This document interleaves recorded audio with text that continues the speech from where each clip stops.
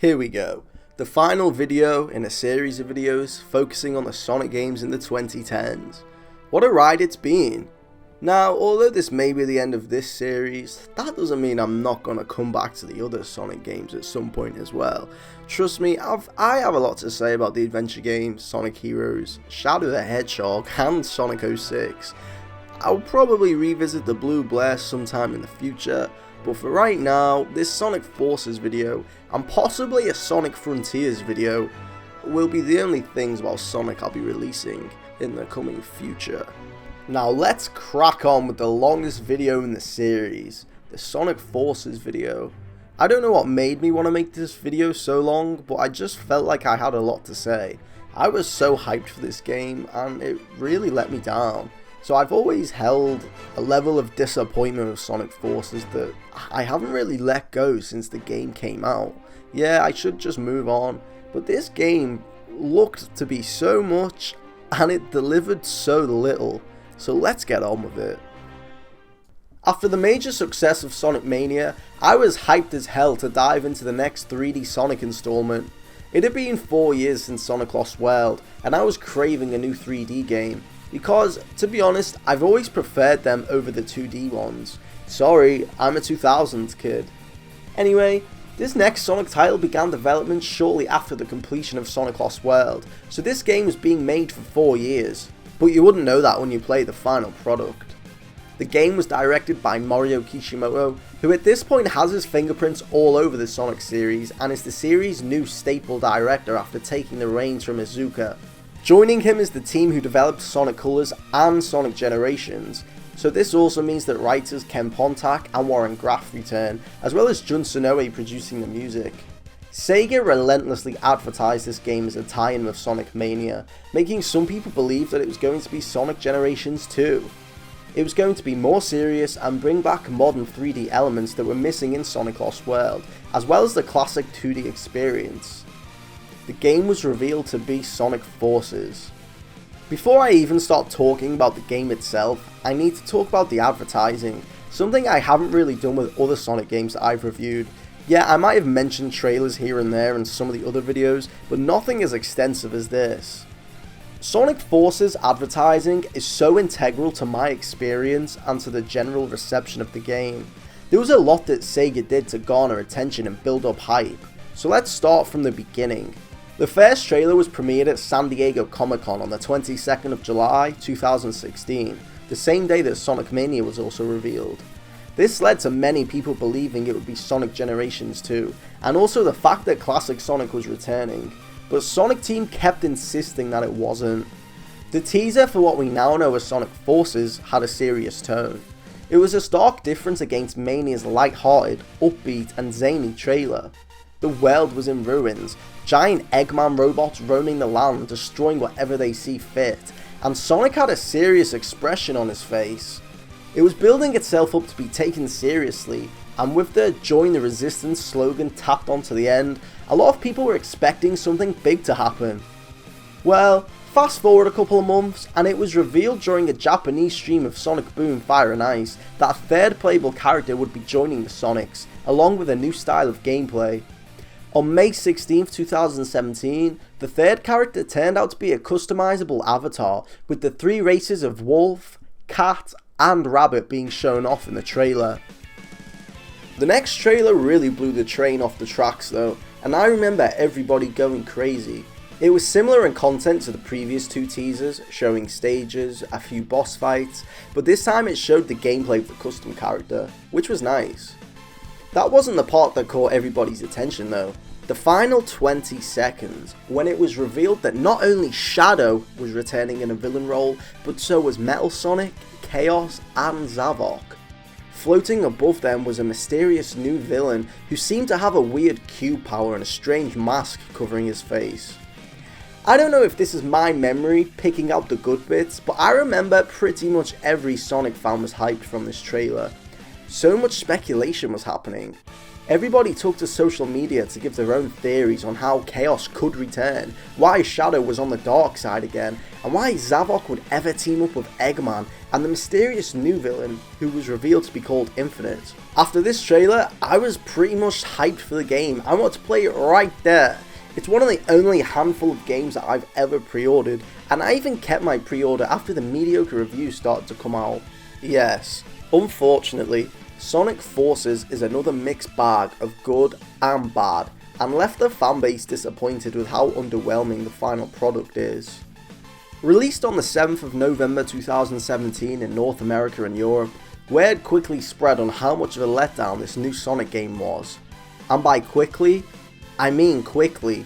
The game is about 3 to 4 hours long, and that time can easily be brought down to a measly 2 hours if you skip dialogue and cutscenes upon replays. Casual playthroughs saw people hitting sub 2 hours and then getting a refund of the PC version through Steam's refund policy. This makes Sonic Forces the shortest 3D Sonic game ever released, and probably one of the shortest games in the franchise's long catalogue.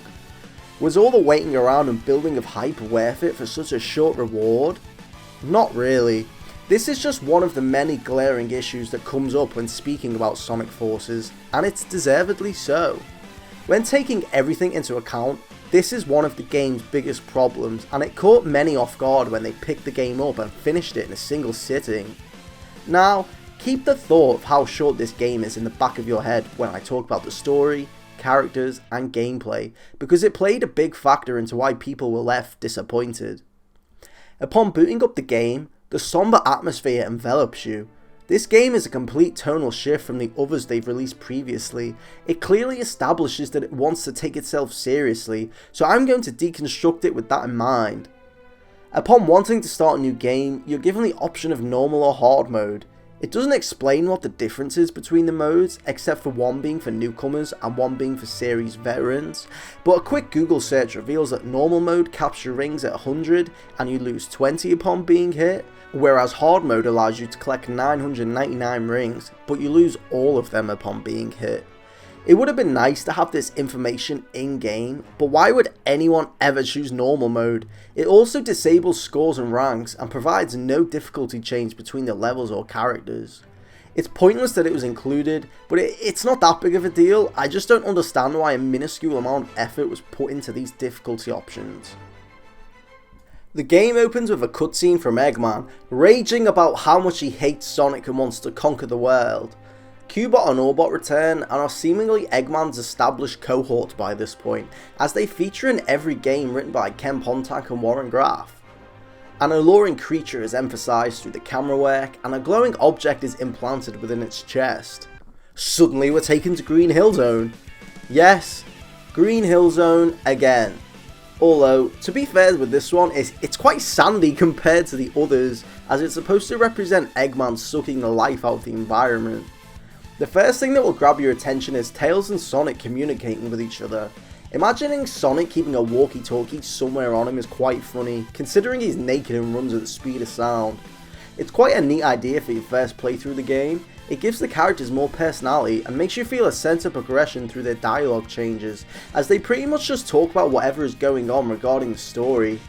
Some of the dialogue takes itself too seriously though, especially whenever Knuckles speaks. I mean, come on. None of this is good, Vector. That's why it's called war.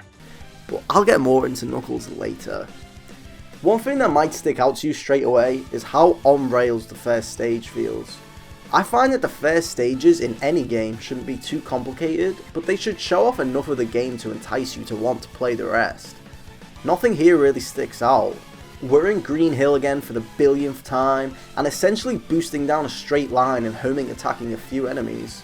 There is a 2D section, but it's so short that it's barely worth mentioning. There is a tiny path deviation towards the end of the stage to nab a secret red ring, but the path is such a small inclusion, it makes you wonder what the point of it being there in the first place was. I think the first stage sets a dangerous precedent for the rest of the game to follow. Sonic is also quite stiff to control, and if you're used to Sonic Unleashed, Sonic Colors, or Sonic Generations, you'll quickly notice that the drift mechanic is gone too. I'll get more into detail about that later, but it should be worrying how they've removed a feature that has become a staple of the Boost Formula games. After the first stage though, Sonic makes his way to a city where Eggman is wreaking havoc on a small group of civilians and Tails, with his egg pawns that look like they've been drained of any character and are now a generic grey robot. After defeating the group of robots, Shadow, Zavok, Metal Sonic and Chaos surround Sonic, with a weird red glitchy aura emanating from them. The new villain Infinite joins the group of baddies and successfully defeats Sonic and captures him.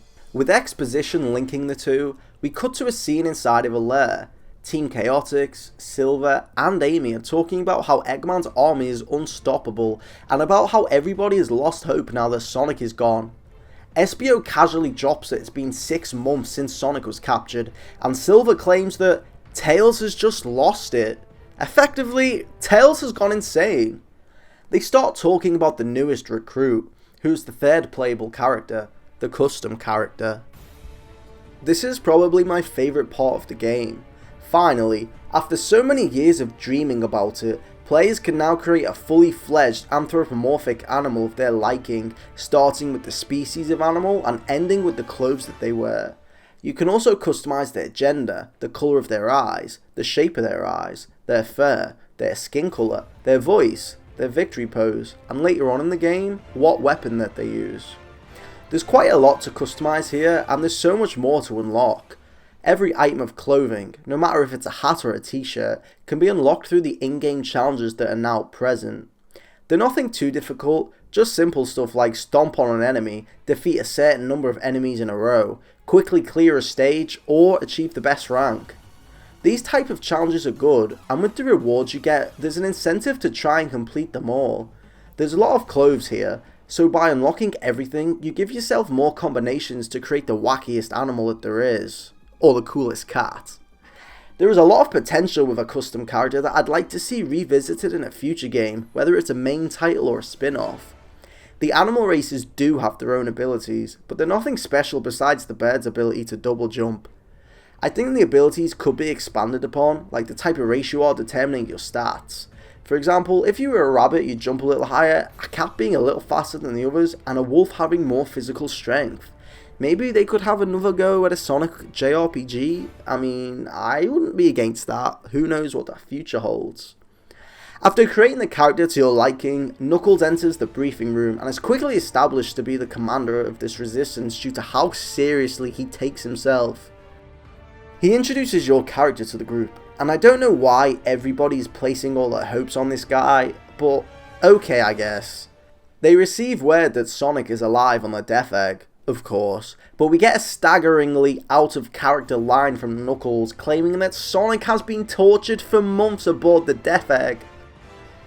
Knuckles sends the Avatar to an abandoned chemical plant to steal a space shuttle from Dr. Eggman so they can go to space.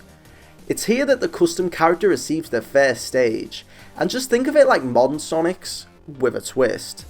The level design is fairly similar, but where the custom character differs is the use of their weapons. Sonic Forces introduces Wispons, a type of weapon that harnesses the power of the Wisps. The Wisps that debuted in Sonic Colors once again make a return, as well as the Asteroid Wisp from Sonic Lost World, but in this game their powers are being used in a different way. For example, the Rocket Wisp gives you the power of Burst, which gives you a Wispon that acts like a flamethrower. Upon running into a container with a Rocket Wisp inside, you can then create explosions that shoot you into the air, allowing you to bypass parts of a stage and collect hidden items such as red rings. It's a neat concept that I appreciate. Take Sonic Lost World. The Wisps in that game were shoehorned in and felt irrelevant. Why would anyone go out of their way to use the Wisps in that game? Whereas in Sonic Forces, there's so much variety here with the weapons that it makes you want to experiment and try them all out. The further you progress through the game, the more Wispons you unlock too, with things like the Void and Hover Wispon being some of the last ones that you unlock. There's 7 different types of Wispon here, giving you 7 weapons to play with, and each Wispon can be used on any stage, with some of them providing alternative paths for you to discover. For example, using the Lightning Wispon on stage 14 allows you to perform a version of the Lightspeed Dash from the previous games, in which you can stick to the upper path, collect rings, defeat enemies, and collect a secret red ring. Or if you use the Hover Wispon's ability in stage 25, you can completely bypass any sort of challenge and just fly straight to the end of the stage. It's minor things, But trust me, it's things like this that make Sonic Forces replayable so that you can extend the game time. Taking a step back to the second stage of the game, it's decent. It has a short linear 3D segment, some rail grinding, a 2D segment, and newly introduced QuickTime elements that are frequent throughout Sonic Forces. Basically, you wait for a circle to shrink down and fit into another circle, and then press X. They're not very engaging, but at least it's something new. The custom character also comes equipped with a grappling hook, but when they use it, the game becomes very automated. There is rarely a time when you are given multiple options about what to grab onto. The game usually decides for you. They can use this grappling hook as their own homing attack, which is a good idea, but it's slow in execution, so I just prefer blowing away enemies with whatever weapon I have equipped. The only thing missing from their arsenal is the boost mechanic, but other than that, they're designed to be like Sonic. There is a particular reason why they're designed to be like Sonic that I'll go on to later, but while we're on the subject of the second stage, it's a bit of a letdown that it's Chemical Plant again. Like Sonic Mania, having Green Hill and Chemical Plant back to back is a little disappointing if you were expecting something new. Sure, the aesthetic is new, as this Chemical Plant is abandoned and covered in snow, but it's still Chemical Plant at its heart. The Sonic series has an endless possibility of stages they can incorporate and create. It's weird how Sonic Team are so fixated on reusing locale. Do they not see how tiresome this is getting? So, the second stage is a nice introduction to the custom character's gameplay, with it being an improvement over modern Sonic's first stage. The third stage introduces the third and final playable character, Classic Sonic. Tails is shown fixing Omega, that for some unknown reason he's been shut down. It's worth noting here that in the previous cutscene, Silver claims that Tails has just lost it, but he seems perfectly fine here. If Tails had truly lost it, shouldn't he be shivering, locked up in his home somewhere? Saying somebody just lost it to me means they lost the mental ability to think straight, not being on the street open to attack and fixing a robot. Anyway, suddenly Chaos pops up from out the ground and startles Tails. He screams, "Sonic!" for help, and luckily for him, Classic Sonic emerges and saves the day. Tails then claims that this Classic Sonic comes from another dimension, even though he is the same Classic Sonic that was present in Sonic Generations. So, they've quickly retconned the fact that Classic Sonic is supposed to be Sonic from the past, and then claimed he comes from an alternative dimension. At this point, it's been 6 years since Sonic Generations, with the only main series Sonic game releasing in that time being Sonic Lost World. So, with a one game difference, why did they decide to change the lore so fast? Is Sonic Generations not canon anymore? The Sonic in that game is from the past, but here, he's from another dimension. But he's the same guy. I think the only explanation is, after the events of Sonic Generations, a split timeline occurred, so this Sonic in Sonic Forces is different to the one in Generations, but there's nothing official on that. Make it make sense, Sonic Team. Okay, in terms of how Classic Sonic handles though, what the hell happened here? He is the worst part about this game, and he shouldn't even be here in the first place. Firstly, do you remember Sonic Mania, the game that released a couple months prior to this one? You know how good everybody controlled and felt in that game? Well, in Sonic Forces, there is no other way to describe Classic Sonic other than him being a walking brick. Even comparing him to Generations, he feels horrible. It constantly feels like everything is pushing against you. It never feels like you're going fast. Also, his jump is horrible. Usually in a 2D platformer, if you overshoot your jump, you can tap the opposite direction to try and readjust yourself. If you jump and press the opposite direction here, Classic Sonic comes to a dead stop in the middle of the air and kills any and all momentum that you may have built up. I've died countless times doing this. Further on in the game, there's a tricky auto-scrolling section that requires precise jumps. This is honestly one of, if not the hardest part of the game for me due to how poor Classic Sonic controls. I get sweaty hands every time I reach this section, and I dread having to play this stage. Anyway, back to the physics. I don't know what the hell happened here, but he's so heavy. Going up a slope can be a struggle even with a spin dash, and you don't gain a lot of height when you go flying off a ramp at high speeds. One good addition they made to Classic Sonic is giving him the drop dash found in Sonic Mania. This is a nice bit of consistency, and I use this ability a lot to get things moving along quickly. Without this ability, Classic Sonic stages would be more of a drag than they already are. I previously said he is the worst part of this game, so now let me explain. Sonic Forces comes with 30 stages, including boss fights. If we remove the boss fights, there is 23 stages to run through. How many does Classic Sonic have? 6. How many does the custom character have? 7. The newly introduced Spectacular custom character only has one more stage than a Sonic Generations leftover. I feel like they should have cut Classic Sonic out of the game and split his levels between the newly added custom character and modern Sonic. Nobody in the story even acknowledges he is there besides Tails. It is just a shameless addition that could have made room for something else. Another reason why I believe he's the worst part of the game is his stages. The majority of them are awful. Yeah, stage 3 is alright, but this is probably one of the best ones he has, and it's his first one. It becomes evident how bad they are when you've just come off the back of Sonic Mania, which, by the way, may I remind you, only came out a couple months prior before this game. And then, this just makes his inclusion even more questionable. Why put him in the game if you're just gonna give him worse stages than a game that he features in a couple months prior? I guess they probably assumed that people would be craving more 2D action after they were exposed to it with Mania, but not like this. I think almost everybody would prefer a sprite-based, retro-style classic Sonic game, rather than shoehorning him into the 3D games and making lackluster stages to boot. What was the point of Sonic Mania if you're just going to include classic Sonic in the 3D games?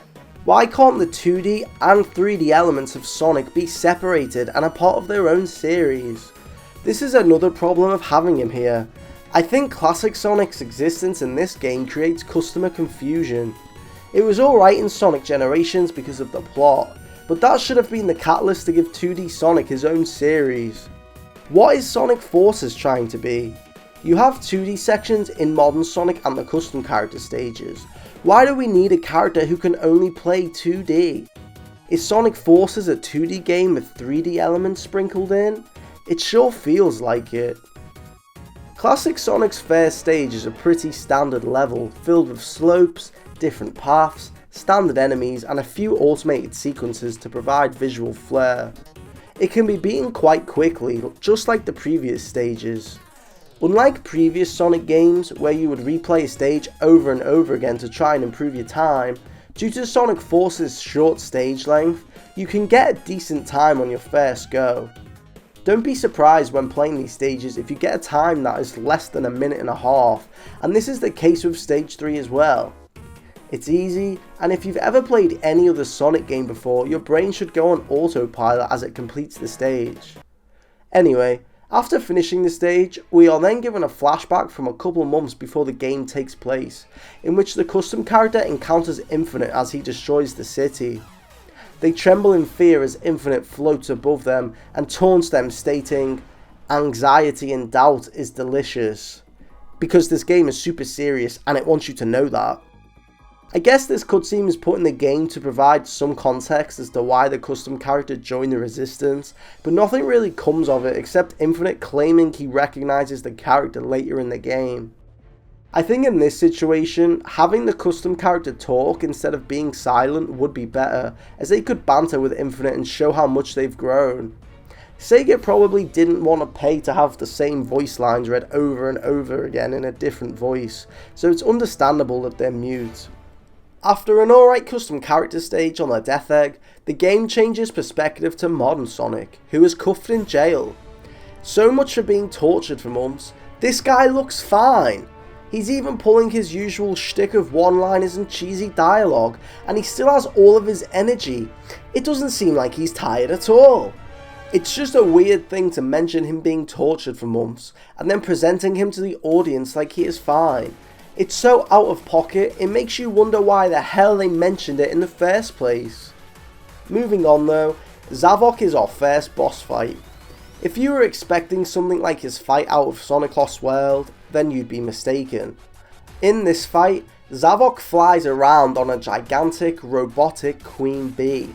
He then sends buzz bombers to attack you, but upon defeating them, he slams himself into the platform for some reason, giving Sonic an ample opportunity to defeat him. Rinse and repeat for a couple of times, and that's your fight. It's revealed that Zavok was just a clone of some sort, and Sonic flees the scene with a nice level taking place in space. I want to take this opportunity to say how beautiful the game is. I could have mentioned it with the previous stages, but I don't think they do the game justice. I don't think the Sonic series has had a game that looks this beautiful since Sonic Unleashed, and it definitely shows. It makes sense why there is a ton of automated sequences, with the camera angles showing off the perspective and size of everything, and it's because the developers are obviously proud of how beautiful their game looks. The character models could be better, especially modern Sonics, but it's not the end of the world like some people make it out to be. I feel like this stage though doesn't reach its full potential as most of it's 2D. A fully functional 3D Death Egg stage would have been awesome, but instead it's dominated by average, slow 2D sections, rail grinding, and an automated sequence that is heavily reminiscent of Star Wars. Again, they obviously wanted to show off the stellar visuals, and it is a little entertaining to see for the first time. It can get repetitive having to replay the same QuickTime events on replays of the stage, and you'll have to replay the stages a fair few times if you want 100% completion. Weirdly though, the QuickTime events are only found within modern Sonic stages. They're completely absent in the other two playstyles. I guess they wanted to make the boost stages more linear than they already are.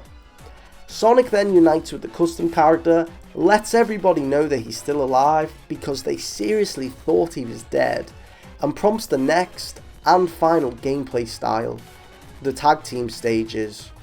Stage 7, Arsenal Pyramid, is the first one up. Now, remember when I said that the custom characters gameplay is basically modern Sonic's? These tag team stages put the two together and have you controlling Sonic as well as your own custom character. You can use your Whispun and you can boost. It makes these stages rather unique. There's automated sections for a double boost in which the characters high five each other and blast through the enemies after mashing the square button a couple of times. There's only a handful of these stages though, there's only 4 of them, and they all seem to end before they really get a chance to take full advantage of their gameplay. For example, Arsenal Pyramid cuts abruptly at the end and it will leave you wanting more. So these stages are good in concept, but they're fairly underwhelming. One of them is just a boss fight against Metal Sonic, and another literally lasts about a minute and just involves you destroying some incubators. The best tag team stage is definitely stage 24, Null Space, and I wish the entire game felt as fun to play and fleshed out as this stage was. Enemies to defeat, lots of rail grinding, places to boost, and a cool opening sequence taking place in nothingness that shoots you right into the city with an adrenaline pumping background track to go alongside. So, Null Space shows that these stages can be done well, but you would have no idea if you had only played the other 3. Arsenal Pyramid was not a good example of what this gameplay mechanic is capable of, because as soon as you enter the pyramid itself after the brief outdoor section, it's either really slow defeating waves of enemies, or simply lightspeed dashing your way and avoiding all of that if you have the lightning Whispun equipped. It's also ridiculously short and not very engaging besides the double boost section. One weirdly themed casino forest later, and Sonic encounters Infinite for the first time since getting off the Death Egg, arriving shortly after Infinite beats Silver in a fight. Now it's Sonic's turn to step in. After a few snarky one-liners, it becomes clear that the source of Infinite's power is the Phantom Ruby that was present in Sonic Mania.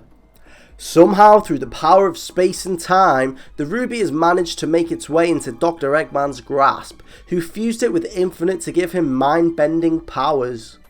It's not essential to play Sonic Mania to understand this game, but it's a neat link for those who have. The infinite boss fight involves you non-stop running on a tubular snake, reminiscent of Sonic Lost World, and avoiding the hallucination obstacles Infinite lays on your path. If you get hit by Infinite's red cubes, the world becomes more distorted and the fight becomes harder, which is common in the Infinite battles in the future too.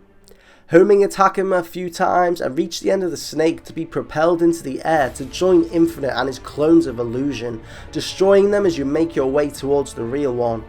Do this a couple of times and Infinite sends Sonic flying, claiming that he's not worthy of being finished off, and then he flies away. I think it's about time I address the embarrassing dialogue, because it doesn't get much better. Sonic Force's writing can be put on the same level as a really bad shonen anime, if not worse. A lot of the lines here make you question why they are coming out of an anthropomorphic animal's mouth. I know the series has been full of cringe-inducing dialogue in the past, but it feels off here. There's nothing redeemable. It's not so bad it's good like Shadow the Hedgehog, it's just over the top for the sake of being over the top, with nothing to show for it. Nothing these characters say sounds like they should be saying it, like Silver saying, "I'm an optimist, but I'm also a realist," or Knuckles saying, "None of this is good, Vector, that's why it's called war," or Infinite talking about anxiety and doubt being delicious. I get that the game is trying to be more serious, but it comes off in a weird way. I can't exactly describe the feeling Sonic Forces gives me, but it's like it's begging to be taken seriously without being fully committed to the cause, and it's like the game is trying to be self-aware with how ridiculous it is, but I don't think it meshes well. Look at Shadow the Hedgehog. That's a game that wanted to be taken seriously, and it went all out in trying to do so. Admittedly, that backfired and the game is seen as a joke now, but instead of wanting to try it again and get it right this time, Sonic Team teases us with instances of seriousness but never fully commits, and it makes the game feel weird. The characterization is a big problem that makes my issue with the dialogue worse. These writers have never had to write for a Sonic game with this much of an extensive cast. Pontac and Graf have no experience writing for Team Chaotix, for Silver the Hedgehog, for Shadow, Rouge and Omega, and it shows. They all just spout the same nonsense about the war, the dire situation the Earth is in, and how much they love Sonic and the custom character, or Rookie as they call him. It feels like the reason we have such a large cast here is because Sonic Team wanted to show people that they hadn't forgotten about these characters. And while I appreciate the notion, they could have at least made them reminiscent of their past incarnations. Knuckles is some type of war commander here, who has taken on a big role as the commander of the Resistance. All of his lines reflect this. The game pushes it to you so hard that Knuckles is cool and needs to be taken seriously. I like that he is involved heavily in the plot, but where is his charm? You could swap him out for any other character and they could fulfill the exact same role. The same goes for the rest of the cast too. They all just feel like fake versions of themselves that were implemented just to cross out a quota. This is another problem of the game being so short, because the plot and the characters suffer from it. There's only 20 minutes worth of cutscenes, with the rest of the plot progression and conversation happening between stages, and they're about as deep as the shallow end in a pool. You have such a big cast and not enough time to showcase them all, so of course they're going to feel underwhelming. Anyway, after Infinite throws Sonic to the ground, the game cuts back to Tails and Classic Sonic. For some reason, no one has told Tails that his Dimension Sonic is still alive, and Tails hasn't contacted them either to tell them that Classic Sonic has returned. So now we have a Classic Sonic stage taking place in Green Hill Zone, and it's very platform heavy. Rarely will you have an opportunity to go fast and build up your speed, because spikes, bottomless pits, rocks, springs, falling platforms and enemies plague your path. I think it's a poorly designed stage with no real flow to it, made worse with the fact that Classic Sonic controls horribly. One thing that does bug me is how Tails makes a comment during the stage talking about how he's surprised that Green Hill has sand in it. Like, Tails, you were literally speaking to Sonic in the first stage about Eggman wreaking havoc, and that stage took place in Green Hill. Surely you would have already known this. The pair then coincidentally eavesdrop on a conversation involving Infinite and Eggman, in which they discuss the Phantom Ruby and the fact that Sonic is still alive. This is a stupidly unnatural exposition just for Tails to find out that his pal is still kicking, but as soon as Infinite disappears, classic Sonic charges into action to fight Dr. Eggman. What ensues is another reference to the classic titles, with Eggman starting the battle in his Egg Wrecker vehicle, waving his hammer ball back and forth. This game is suffering with an identity crisis, with all the references and nostalgia baiting present, and it's made worse by the second stage of the fight, the Egg Dragoon. Yes, the boss from Sonic Unleashed and Sonic Generations returns here in a lackluster 2D battle that taints the legacy of this machine. I don't see what Sonic Team are achieving by taking an exhilarating fight from the previous games and reducing it down so much that it loses all identity of what made it great in the first place. Here, the Egg Dragoon throws rocks at you, and you hit them back to it and blow it up. How enthralling. This whole fight, including the first part, can be beaten in less than a minute. There's even a challenge that acknowledges how short the fight is and gives you a time limit of 75 seconds to defeat the machine.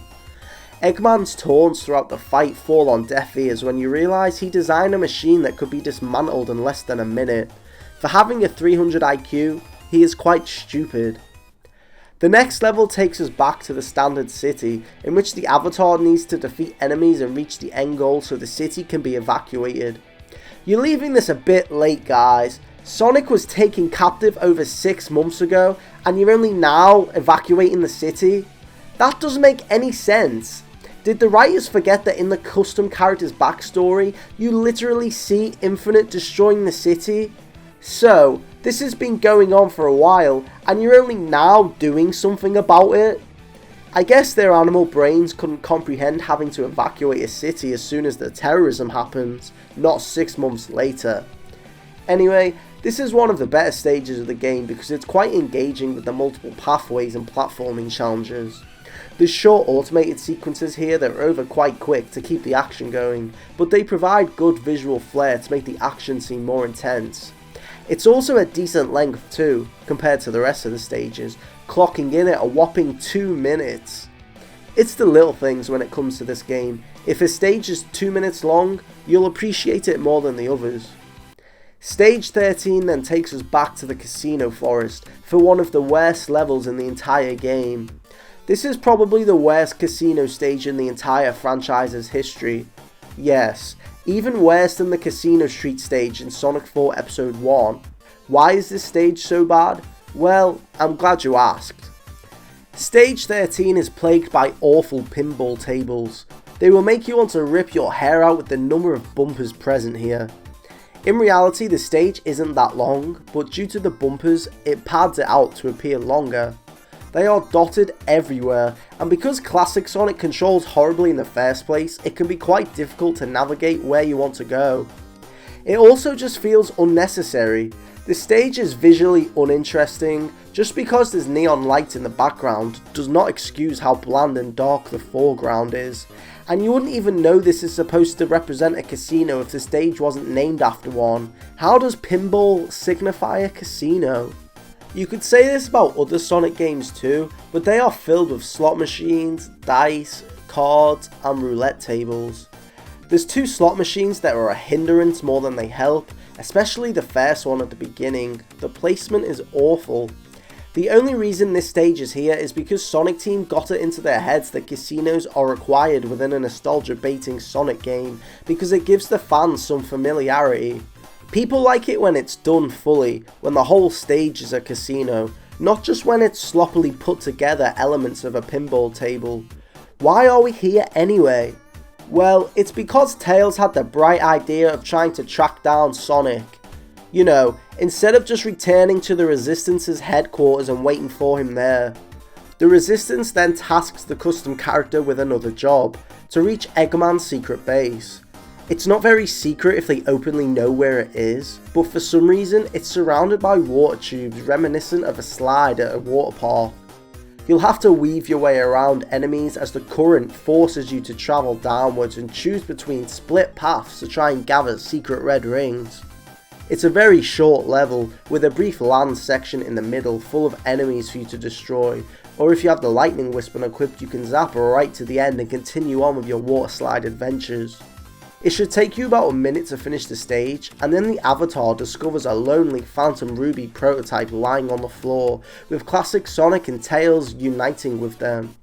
The trio then return to the Resistance base, in which Tails finally encounters Sonic. You know, Tails, like I said before, why didn't you just go to this place in the beginning so you didn't have to chase the wind looking for him? Sonic then stares classic Sonic dead in the eyes and says, "It's been generations since I seen you!" To which classic Sonic responds with a simple thumbs up. Does this guy even get the reference? Isn't he from another dimension? Tails warns the group that Eggman is going to destroy the world in 3 days, and that they need to come up with a plan to stop him. Cue Sonic running back into the city that the Avatar evacuated in stage 13, and this is because Shadow the Hedgehog has been sighted here causing mayhem. For stage 15, it's far too similar to the custom characters level, and it's a lot shorter too. After completing it in about a minute, Sonic bumps into Shadow and demands to know why he's on the bad side again. This Shadow engages in a fight with Sonic, as Sonic hesitates and shields himself. The big hero who went toe to toe with Shadow in Sonic Adventure 2 and Sonic Heroes hides in fear as Shadow approaches him. Good job, Sonic team. The real Shadow then arrives, performing a chaos control, and kicks the imposter out of the way. Something that is really jarring here is the animation. It's so robotic. The whole game's cutscenes are like this, but it's so prevalent here. I genuinely hate this cutscene. I hate the movements of the characters, they're static. I hate how fake Shadow jumps up and goes to attack Sonic. He literally freezes in the air, but somehow can propel himself forward at the same time. I hate the delivery of the lines. Roger Craig Smith as Sonic sounds really bad here, like he did it in one take as a warm-up and it somehow found its way into the final product. Then the revelation that the Shadow was a fake is bad too. We never even got to fight that guy. There was a real opportunity for a cool Sonic vs Shadow boss fight, even if it was against a fake, but it was squandered before it had the chance to get its feet off the ground. Well, the whole thing lasts for about 20 seconds anyway, and then Shadow dumps a ton of information on us, claiming that Infinite can create virtual reality projections of whoever he wants, and they all pack a punch like the real thing. Shadow says Infinite can create unlimited copies of anything, but you would never know this because the game never does anything with it until right at the end. If he can create unlimited copies, why have we only fought Zavok once? Why haven't we seen him again? Why did we only see Chaos right at the beginning of the game when he was effortlessly defeated by classic Sonic? Why is it that this is the first time that we have been exposed to a Shadow clone, and why was he defeated so easily when Shadow literally says they all have power like the real thing? Is Shadow a weakling now? It doesn't make any sense. After revealing that information, Eggman launches an attack on a different city, Metropolis. No, not Metropolis from Shadow the Hedgehog, this is the complete opposite of that. Stage 16 takes place in a futuristic city bathed in white architecture, technology and flying cars. It's a stark contrast to anything else found in the game, but it's by far my favourite environment. While a futuristic city is nothing groundbreaking, it looks beautiful here, and you can tell that the developers were proud of their work through the tons of cinematic moments. I also just appreciate that it's a unique environment. It's not Green Hill, it's not Chemical Plant, the Death Egg, or the destroyed city simply known as City. No, Metropolis truly stands out, and it's home to two of my favourite stages in the game. So stage 16 is one of my favourites in the game, but why is that? There's just a lot to do here. You start the stage by grappling towards a bridge full of enemies, and once you reach the end, a dash panel sends you flying into the air, with Infinite activating the Phantom Ruby and flipping your world upside down. Surrounding you are giant Infinites, destroying bridges and trying to kill you. There's a small 2D section with more enemies to destroy and a laser to jump out the way of, and then Infinite sends you crashing back down. Now you're sideways with everything. Grapple your way across gaps, sidestep your way out of the laser's path of destruction, and head towards the grinding segment of the stage before you can move on to the final stretch, surrounded by enemies, lasers and rings. Hitting the finish line sees Infinite overlooking you, perfectly setting it up for the next boss fight. Stage 16 may be linear like the previous stages, but it has so much going on to distract from that. The variety in things you need to do alongside the trippy cinematic sequences from Infinite make it a blast to play. You're not holding square and just bursting through the enemies, and the cinematic sequences aren't just showing you going through a loop or a cool angle when you're grinding. They're truly unique to this stage, and it's unlike any other Sonic stage in history. Saying that, they don't drag on for too long either. Take modern Sonic's QuickTime events, for example when he's fighting the snake. The whole thing lasts for a good 30 seconds and then the stage ends abruptly, whereas here in stage 16, the cinematic moments are quick, snappy and interesting to look at, and the stage keeps flowing with good energy. Continuing on from the end of the stage though, where Infinite's lingering over the custom character, he briefly taunts the rookie, asking them, "Are you going to fight and die here?"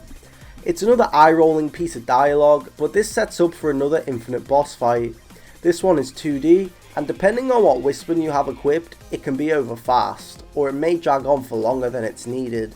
Just avoid the obstacles, avoid Infinite when he flies at you, and whack him with your weapon when given the chance.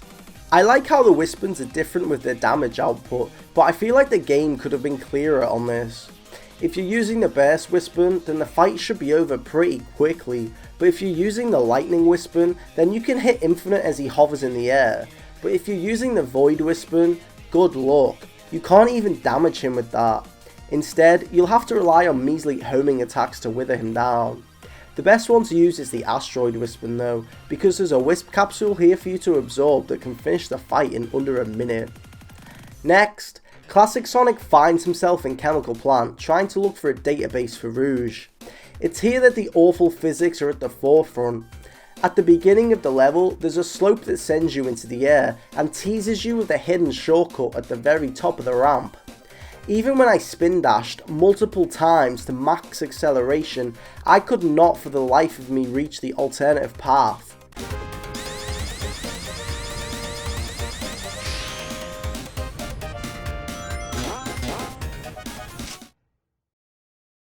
There's multiple slopes throughout the level that you'd assume sends you flying at great speed, but instead Classic Sonic runs like his shoes have glue on them as he barely makes it through loops after running down a massive slope at a diagonal angle.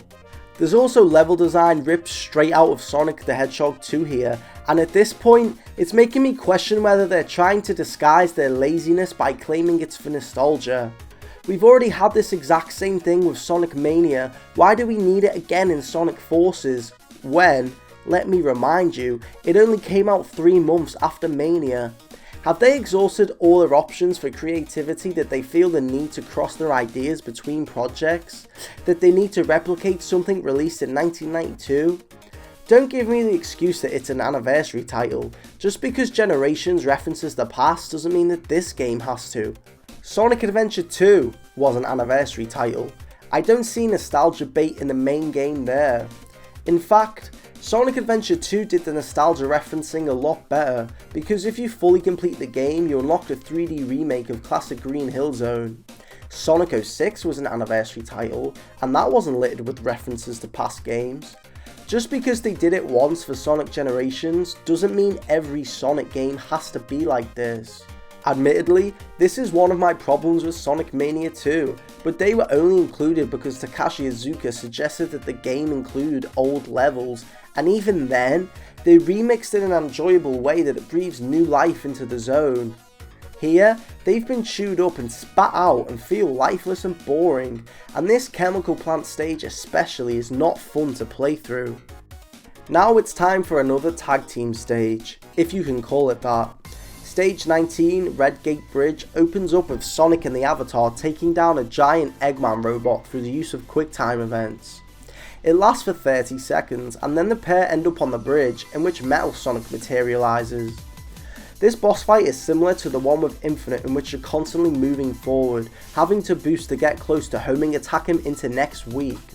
It's not much deeper than that, and can be beaten fairly quickly. What's weird to me though, is that this boss fight is the only one with a little introduction at the beginning. Did they realise how short this fight could be and decided to pad it out with a little 30-second cinematic QuickTime event? Probably. It's a bit disappointing how they wasted a good setting for a stage on a measly boss fight. A bridge could be cool if you're escaping while being bombarded with bullets and explosions. I mean, they did that exact same thing in Sonic Adventure 2, so why didn't they do it here? Another thing that irks me is the wasted potential with this fight, and just the wasted potential of Metal Sonic in general. Take a look at the cover art of Sonic Forces. Who is standing menacingly behind Dr. Eggman? That's right, Metal Sonic. So I don't understand why he's presented to the audience like he's going to be a major threat, and in the end, he appears in one stage for a measly 2 minutes and does nothing of note. I also don't get why this version of Metal Sonic is a Phantom Ruby fake. Metal Sonic is a robot. Dr. Eggman can just rebuild him, upgrade him, and make him as powerful as Infinite, but instead he's given a minor role through a less than stellar boss fight. Stage 20 is a return to Green Hill Zone, this time featuring the custom character. This is a pure 2D level until the final section when you're being chased by a giant crab-like being, hurling rocks at you and trying to stomp you dead. It's alright, but what is the point of having Classic Sonic here if you're just going to give somebody else a purely 2D stage? I keep repeating that Classic Sonic's inclusion is pointless, and stages like this just drive home my point. Modern Sonic then returns to Chemical Plant for stage 21 to shut down the computers that control the Death Egg's weapon system. Why didn't Tails do this before when he was at Chemical Plant with Classic Sonic? You were literally there 3 stages ago. You could have just shut down the computer then. But no, the reason we have to return here is to give Sonic Team a stupid reason to pad out their super short game. They couldn't give us a new environment to house these computers. No, it had to be somewhere we just played roughly 10 minutes ago.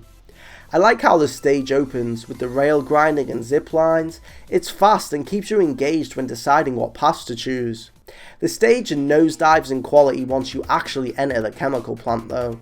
Mediocre, slow 2D platforming is what makes up a big chunk of this level, and it's so annoying to play when all I want to do is boost to the end as quickly as I can.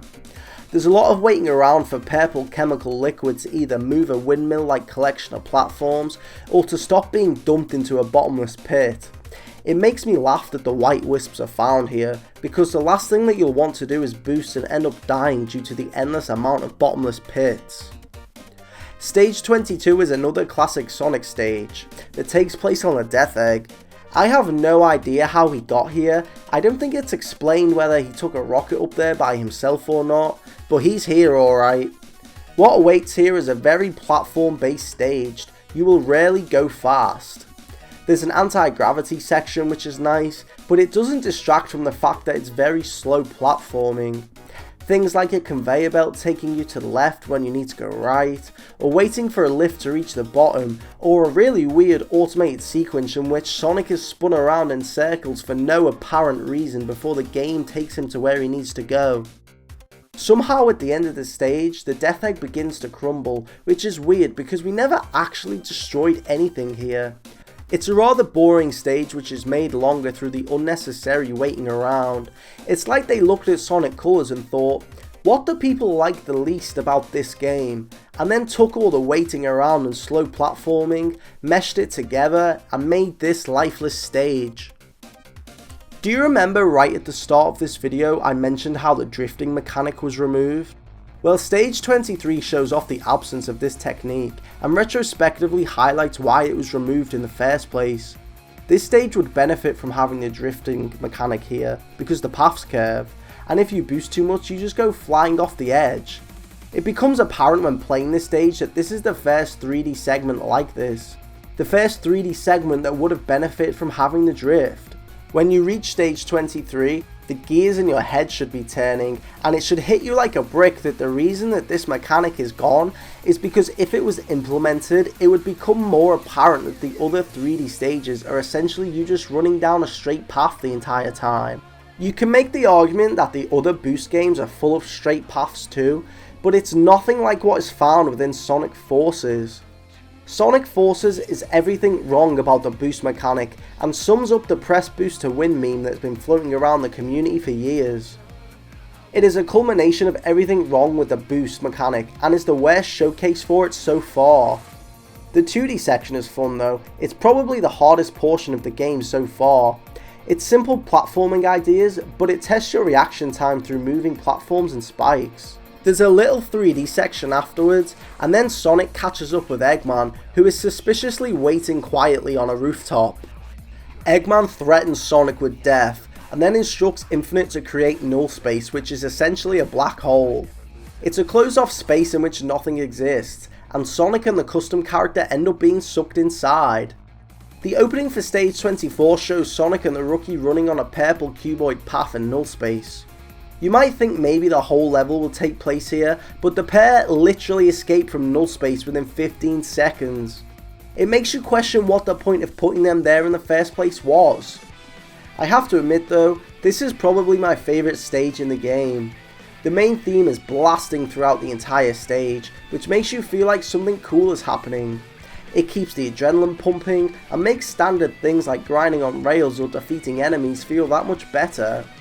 It feels like this stage is building towards the game's grand finale, and it gives you hope that it will pay off. The rail grinding is accompanied by camera work that showcases the scope of the city, allowing you to take in the visuals while trying to quickly make your way back to Eggman. There's various instances of having to defeat enemies to progress, whether it's with your Wispin or by boosting through them, which is a good thing. The amount of enemies here ties in with it being one of the last stages in the game, as well as the story. The feeling of Eggman desperately sending pawns after you in one last attempt at keeping control of the city is felt here, and the positive energy from Amy and co as they speak through the walkie-talkie gives Sonic confidence that Eggman is going down for good. I've said all these positive things about this stage, but I have to mention that it's such a shame that it's so short. The null space section could have been expanded upon, or there could have been more enemies to defeat, more paths to run on, more rails to grind on. This stage should be one epic adventure between the custom character and Sonic, with the pair being pushed to the extreme of their abilities in order to reach the big baddie, but instead it's quite measly. I don't think I'm expecting too much either. The use of the soundtrack and dialogue makes it out like this stage is going to be bigger than it is, but it ends up finishing before it gets a chance to truly reach its potential. Still, it is probably my favourite stage, and that's saying a lot. After null space, the gang end up at the Eggman Empire Fortress, in which an all-out brawl between Infinite's clones of Shadow, Zavok, Chaos and Metal Sonic fight against the entirety of the Resistance. Featuring some awful animation and dialogue, Infinite uses the Phantom Ruby's power to bring the sun down on the Earth. Feeling like he has won, Eggman taunts the Resistance by saying, "The sun will fall upon you all. Boom. The end. Your pathetic lives are over." He's really turned into a big time villain, hasn't he? It's probably one of the most serious things he's said. It's a bit harrowing. It also just shows how stupid he is though, because why is he planning on destroying the Earth with the sun when he himself is still on planet Earth? Also, if the sun was this close to the Earth, they would all be dead anyway. But never mind. The Sonic series doesn't consider real life consequences.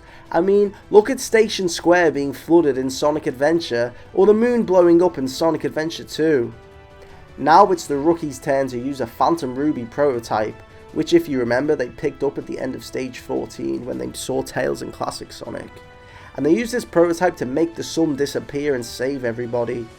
You might think that stage 25 will be a grandiose level of epic proportions, but if you use the hover or burst Wispin, you can fly all the way to the end of the stage by harnessing their special abilities.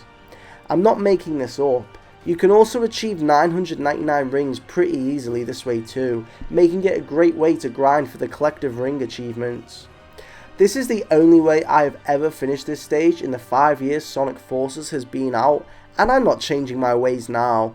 I've got nothing else to say. This is the easiest stage in the entire game. Why was it designed like this? After the Avatar takes care of the sun situation, Eggman goes full panic mode. Sonic takes this opportunity to get in close, and heads towards the center to track down Infinite. Stage 26 is a 1 minute long downwards path full of boosting, defeating enemies and avoiding bottomless pit. It has a good energy to it, but it's too short to get anything out of it. It's not very memorable, but it's alright. After catching up with Infinite, Sonic taunts him and the two duke it out. Do you remember how I described the Metal Sonic boss fight? Well, this fight is exactly the same. So much for being the tough, big baddie, Infinite can't even get his own fight. This is quite disappointing because after you defeat him, Infinite casually dies and leaves the story, but not before Sonic spews some nonsense about friendship and the power of bonds. If you look up letdown in the dictionary, this fight comes up. It seems like the game was building towards an Infinite final boss, or at least Infinite and Eggman tag teaming the protagonists. It's like he was forgotten about, and instead of wanting to give him a big final fight, they just quickly reskinned the Metal Sonic fight and called it a day. Is this how you treat the main villain of the story, by pushing him aside in favour of another Eggman final boss? Were they too scared to do something unique for Sonic Forces? You went through all of this effort to develop a uniquely looking villain and then kill him off without ever giving him a chance to breathe. Infinite is such a disappointing character. Throughout the advertising, he was built up to be a giant menace with unbeatable power, and throughout the game you'd expect all his build up to pay off, but unfortunately for him, he was never given the opportunity to flourish into his own character, and instead was relegated to being another Eggman pawn. Sonic Forces isn't done yet though, as it wants to force feed you the worst stage in the entire game, and yes, it's a classic Sonic level. Stage 28, Iron Fortress, is by far my most hated level, and for good reason. Imagine every annoyance you could think of for a classic stage, and imagine them put into this stage, accompanied by the awful physics. The stage is one large death trap, filled with rockets, electric floors, spike balls, and egg pawns that want you dead. It's a very slow stage, and you need to be careful on where you tread. There are these yellow and purple rotating circular platforms that Classic can be tied down to by the power of gravity.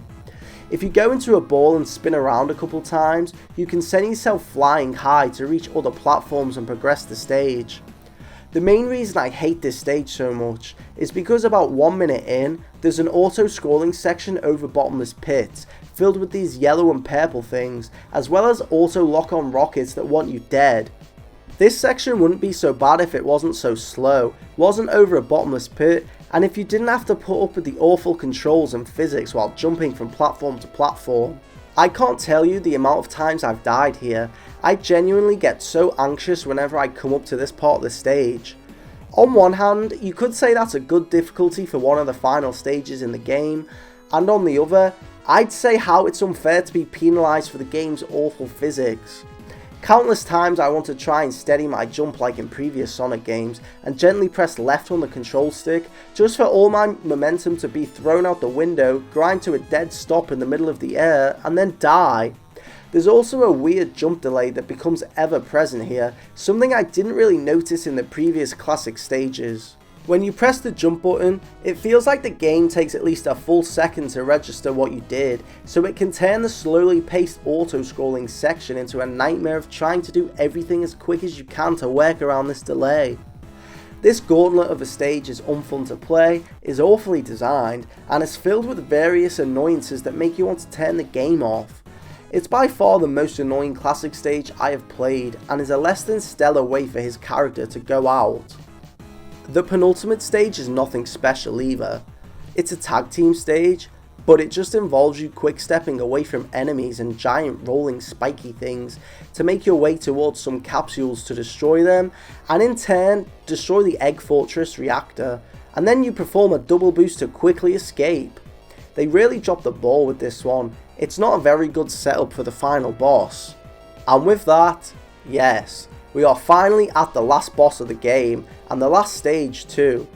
Eggman has incorporated a Phantom Ruby into the Death Egg robot to give it crazy strength, and it's up to the trio of playable characters to take him down. This fight is interesting in the way it's split into 3 different phases. The first phase involves you playing as classic Sonic, as he stands on disappearing blocks while Eggman launches giant rocks at him, similar to that of the Egg Dragoon fight from before. Simply hit the rocks back at him and avoid the lasers he uses to sweep across the blocks, and you should have this phase smashed in no time. The second phase of this fight is similar to the Zavok fight Sonic had to go through, but it's a bit trickier. There's two main attacks here, one in which the Death Egg robot slams its fist down on the floor and creates red shockwaves that need to be jumped over, and another in which he sends a barrage of missiles towards you. When he goes for the first attack, simply use a Wispin or slam into its hand to deal damage. As the fight progresses, it does get trickier, with the floor being shattered and enemies falling from the sky, but it's nothing too challenging. The third phase is a letdown though. It takes place in null space, which is a neat setting, but do you remember the final bosses of Sonic Lost World and Sonic Colors? Well, this third phase is literally just that. Yes, for the third time in the same decade, Sonic Team has rehashed the only final boss design they feel that the boost formula can have. So while you have the first two phases building up for something big, if you're familiar with the Sonic series at all, then the third phase should be an immense letdown. Once that's taken care of with a triple boost, the Phantom Ruby's distortions of reality subside and the resistance jump up in celebration. Classic Sonic says his goodbyes while the other Sonic pumps up with his friends to fix the world they live in. After a cinematic credit sequence, which makes the game look more epic than it actually is, the custom character decides to leave the Resistance, probably to see the world or something, but it's funnier to imagine he's just sick of everybody and their sickly power of friendship. Sonic says his goodbyes and runs off in the distance, while the custom character swings away using his grappling hook, essentially ending Sonic Forces for good. For now. There's actually a bonus chapter in Sonic Forces that I've neglected, one that's free DLC that ties into the game's story. I'm talking about Episode Shadow. Episode Shadow can easily be beaten in 15 minutes, but it serves as a prequel to the game, explaining Infinite's origin and what is going on with Shadow during some events of the main story. 1 month before the events of Sonic Forces, Rouge gets wind that Eggman is up to no good and contacts Shadow to alert him. She's already sent E123 Omega on his way over there, so Shadow aims to meet up with him before he can launch an attack on Eggman's base. Unfortunately for Shadow, they lose connection with Omega, and Infinite begins to taunt him over the radio. Another flashback later, it's revealed that while infiltrating Eggman's base inside the Mystic Jungle, Shadow actually defeated Infinite and is the reason for his rise to power. Yes, the reason Infinite is a bad guy is because he has sworn his revenge against Shadow. That's the type of stupid motivation we are dealing with here. Anyway, Infinite attempts to crush Shadow by trapping him inside a virtual reality with his new Phantom Ruby power, but Shadow manages to break free. However, Infinite is pleased with the results and gloats that not even Sonic can beat him now. Before he has time to answer any of Shadow's questions, Infinite leaves, and about a month later, the main events of the game take place, in which Sonic is defeated by Infinite. It's nothing groundbreaking, but words can't describe how nice it is to finally be able to play as Shadow again in a main series game. Even though he is essentially just a reskin of Sonic, it's so nice to have other playable characters inside of the 3D games. If this is a stepping stone for greater things, then I'm all for it. Episode Shadow also comes equipped with 3 unique stages. Well, I say unique, but they're essentially just different versions of stages found within the main game. For example, the first stage sees Shadow running through the city, which is similar to Sonic's stage 15. However, the Shadow version is harder, with more obstacles and enemies in your way. To be fair, I think this should always be the case in Sonic games. Why isn't Shadow incorporated as the hard mode more often? The blueprint for this type of design was there in Sonic Heroes, and then they seemingly forgotten about it in the following sequels. Including Shadow like this makes sense, and while the DLC episode may be short, I'm just happy that they even included Shadow to begin with. You can even play as him in some modern Sonic stages. Not all of them, but a fair few. Any stage that features a cinematic QuickTime event you can't play as Shadow in, which is annoying. I guess they couldn't be bothered to animate the sequence so it would fit his model. The models in general are bothersome, they're as lifeless as a graveyard. They've got no idle animations, no fun little quirks to notice, and generally just no personality or thought put into how they should be presented. The only thing I can think of is if you idle during the falling animation, Sonic and Shadow lean back in the sky, but you have to wait so long for that to happen that unless you were intentionally going for it, you would have no idea that it was there. It feels like there's no personality here, no love for any of the cast, the plot, the stages, and the music. I haven't even spoken about the music yet, but it's genuinely one of the worst soundtracks in 3D Sonic history. It's not offensively bad, but it's so bland. I could honestly name the main theme, Infinite's theme, and that's it. I can recall Stage 25's theme too, but that's only because I've replayed that stage literally over 100 times to get the Platinum Trophy on the PS4 version. It's interesting that all of the custom character stages have lyrics to go along with the action. I like to imagine that it's what the rookie is thinking as they traverse through the dangerous warfare that they've been thrown into. But that's where my praise for the soundtrack ends. I feel like with every Sonic game, no matter how bad or disappointing, they always have tracks that you can remember, the tracks you can stick on and still get some sort of joy emanating from it. In Sonic Forces' case, it feels like a loveless marriage, and that the soundtrack is only here because it has to be.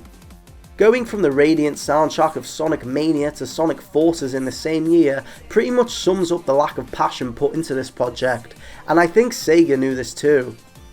I bought Sonic Forces day one for £27.99, which got me thinking, was this game always supposed to be a budget title? For those unaware, a brand new PS4 game in the UK roughly goes for between £40 to £55, sometimes a little more if they're feeling cheeky. It seems like whoever was behind the pricing for this game understood that it wouldn't sell well if it was full price, because word would quickly spread on how short the game is and how passionless it feels. To try and circumvent the short game time and to get more out of your money, Sonic Forces has 3 different types of collectibles found in their stages. There's the standard red rings, which are the series staple at this point. Then after collecting them, there's the numbered rings, which are found in Sonic Lost World, but they weren't collectible in that game, they were just a neat little mid-stage objective. Then finally, after collecting all the numbered rings, there's the moon rings to collect, something entirely new for Sonic Forces. It's clear that even the developers knew how disappointing the game's length was, so they tried to artificially extend game time by forcing the player to play through each stage 3 separate times in order to achieve all the collectibles. What do you get for collecting all of them anyway? Nothing. Well, I lie, you get a trophy/achievement, but for those who don't care about that, you literally get nothing. Not even Super Sonic. Ah yes, Super Sonic. For those who are unaware, Super Sonic is not found in the main game at all. You can't unlock him in any way. Instead, they initially had the bright idea to make him DLC, make him free for the first month of the game's release, and then to charge anyone else who wasn't an early buyer. Yes, Super Sonic is DLC, and yes, they did want to charge for him. I said that they did want to charge for him because after the insane amount of backlash, they decided to release him for free forever. Not that it matters anyway, these stages are so short that by the time you activate Super Sonic by collecting 50 rings, the level will already be over. My final quickfire thoughts on Sonic Forces before I finally wrap up talking about this mediocre game. Why wasn't Blaze, Cream or Big included with the Resistance? I can understand Big, but Blaze and Cream were literally included within Sonic Generations. I don't understand why they'd leave them out for this one.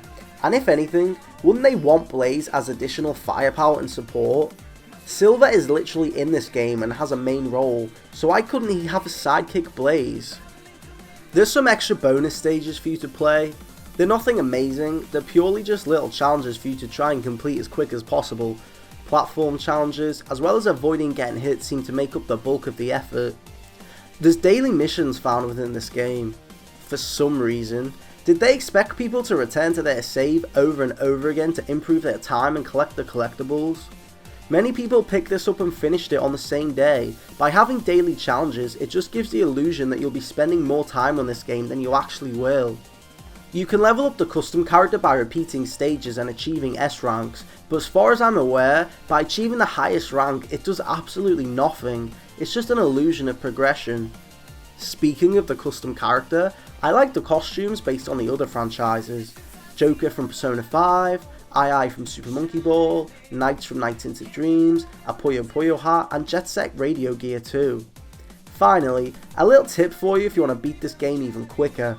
The Drill Wisp is probably the most broken Wispon, and by building up power you can break many of the stages and finish them even quicker due to the unreal amount of speed that you'll achieve. That's Sonic Forces. I've definitely analysed this game more than what was necessary. I'll hold my hand up and admit that I just had a lot to say. This game let me down so much and encapsulates everything that could go wrong with the boost style of gameplay. And with Sonic Frontiers, it seems like Sonic Team understands that they hit rock bottom creatively when trying to develop ideas for the boost formula, resulting in the mess that is Sonic Forces. It's been a fun series of essays writing about Sonic during the 2010s, and hopefully the quality of game releases nowadays will be a lot higher. I swear every Sonic fan says this at some point, and we always end up disappointed with the fact that they never are. It seems like they're releasing games at a slower pace now anyway. I wouldn't be surprised if we only receive one, maybe two other games during the 2020s, which is a shame, but I'd rather them be higher quality and more consistent than what we have gotten the past decade. Whether you prefer the classic titles or the 3D titles, whether you prefer Sonic Colors or Sonic Lost World, I think there's one thing that we can agree on. This series needs to be of a stable quality. Sonic started the decade weirdly with Sonic 4 Episode 1, and it left dragging its heels along the floor in Sonic Forces. At this point, the Sonic series is like a corpse that's been dragged along to pretend that it's still got life in it. There's some gems thrown in there, some elements of games that are truly good, but it's not consistent enough to feel like the series is heading in the right direction. Thankfully, with both the movies and the overwhelming success of Sonic Frontiers, it seems like a Sonic Resurrection is on the way. And you know what? It's about time. You have to remember that Sonic is one of the most iconic gaming mascots in the whole world, but his games just haven't lived up to the quality that they once did. But hopefully, in the future, as things progress, Sonic will be king of the castle once again. Thanks so much for watching, guys. This video has been so long. If you've actually watched all this, thanks so much. More videos will be on the way. Subscribe, like the video. Please watch my other Sonic videos as well. I'll do more Sonic videos in the future. And take care.